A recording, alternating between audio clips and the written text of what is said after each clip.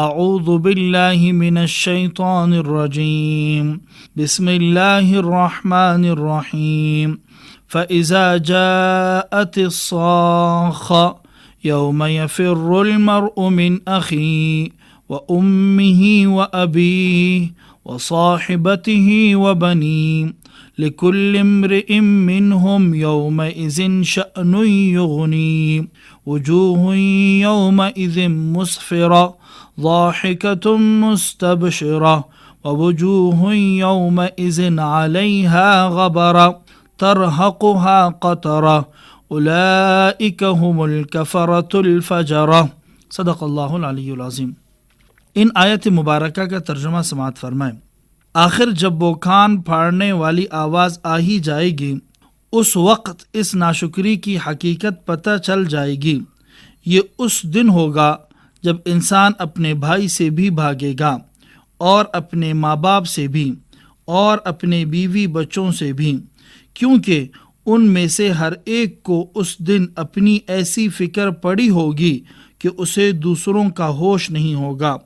اس روز کتنے چہرے تو چمکتے دمکتے ہوں گے، ہنستے خوشی مناتے ہوئے، اور کتنے چہرے اس دن ایسے ہوں گے کہ ان پر خاک پڑی ہوگی، سیاہی نے انہیں ڈھانپ رکھا ہوگا۔ یہ وہی لوگ ہوں گے جو کافر تھے، بدکار تھے۔ صدق اللہ العلی العظیم۔ ان آیت مبارکہ کی مختصر تفسیر سماعت فرمائیں۔ ارشاد فرمایا فَإِذَا جَاءَتِ الصَّاخَّةُ، پھر جب وہ کان پھاڑ دینے والی چیخ آ جائے گی۔ صاخہ ایسے شور اور سخت آواز کو کہتے ہیں جس سے انسان کے کان بہرے ہو جائیں۔ مراد اس سے شور قیامت یعنی نفخہ صور ہے، اور اس دھماکہ خیز آواز کو بھی کہتے ہیں جو کانوں کے پردے چیر دے۔ مفسرین لکھتے ہیں یہ صور کی وہ آخری آواز ہے جس سے پورا نظام الٹ پلٹ ہو جاتا ہے۔ انسان کی توجہ، غرور، تکبر، منصوبے سب اس آواز کے سامنے بالکل ریزہ ریزہ ہو جائیں گے۔ یہ آیات انسان کو یاد دلاتی ہے کہ جس دنیا کو ہم مضبوط سمجھتے ہیں وہ صرف ایک آواز سے ہل سکتی ہے۔ ارشاد فرمایا یوم یفر المرء من اخیہ، یہ میدان محشر میں سب کے جمع ہونے کے وقت کا بیان ہے کہ ہر شخص اپنے اپنے فکر میں اور نفسی نفسی کے عالم میں ہوگا۔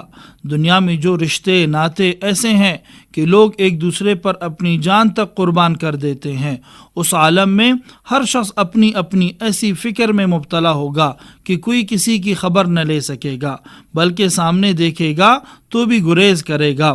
انسان اپنے بھائی سے، ماں باپ سے، بیوی اور اولاد سے منہ چھپاتا بھاگتا پھرے گا۔ دنیا میں تعاون و تناصر اور امداد باہمی بھائیوں میں ہوتی ہے، اس سے زیادہ ماں باپ کی امداد و اعانت کی فکر ہوتی ہے۔ طبعی طور پر ان سے بھی زیادہ بیوی اور اولاد سے تعلق ہو جاتا ہے۔ اس میں ادنا سے اعلیٰ تعلق کی طرف ترتیب سے بیان فرمایا۔ آگے اس میدان محشر میں مؤمنین اور کفار کے انجام کا ذکر کر کے فرماتے ہیں۔ ارشاد فرمایا لِكُلِّ امْرِئٍ مِّنْهُمْ يَوْمَئِذٍ شَأْنٌ يُغْنِيهِ، یعنی قیامت کے دن ہر شخص کو اپنا حال ایسا پریشان کن لگے گا کہ اسے کسی اور کی فکر ہی نہیں ہوگی۔ یہ وہ دن ہے جس میں انسان کہے گا بس میں بچ جاؤں، باقی دنیا چاہے ڈوب جائے۔ آگے ارشاد فرمایا وجوہ یومئذ مسفرہ ضاحکۃ مستبشرہ، قیامت کے ہنگامے کے باوجود کچھ چہرے ایسے روشن ہوں گے، مسفرہ یعنی صبح کے سورج کی طرح چمکتے ہوئے، ضاحکہ یعنی وہ دن ہنسنے کا دن ہوگا۔ دنیا میں ایمان اور نیک اعمال کے بدلے میں حقیقی مسکراہٹ ملے گی۔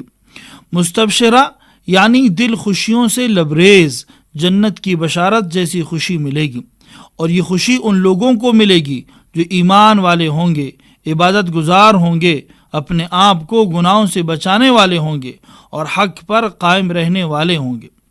آگے ارشاد فرمایا وجوہ یومئذ علیہا غبرہ، یعنی بہت سے چہرے اس روز ایمان کی وجہ سے روشن اور مسرت سے ہوں گے، لیکن ان کے مقابلے میں بہت سے چہروں پر اس روز کفر کی وجہ سے ظلمت ہوگی، اور اس ظلمت کے ساتھ ان پر غم کی کدورت چھائی ہوئی ہوگی۔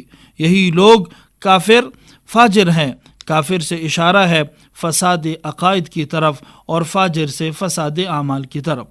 اللہ جل شانہ نے سورت کے آخر میں ایک ہی جملے میں پوری جماعت کی پہچان بیان کر دی کہ کفرا وہ لوگ جنہوں نے اللہ کا انکار کیا، فجرا وہ لوگ جو کھلے عام گناہ کرتے رہے، حدیں توڑتے رہے۔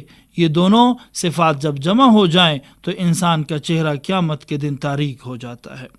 آج کا پروگرام قرآن حکیم اور ہماری زندگی سورہ عبس کی آیت نمبر 33 تا 42 پر مشتمل تھا، جس میں قیامت کے مناظر کا بیان تھا۔ دعا ہے اللہ جل شانہ ہمیں قرآن میں دی گئی تعلیمات پر عمل کرنے کی توفیق عطا فرمائے، آمین۔ وآخر دعوانا ان الحمد للہ رب العالمین۔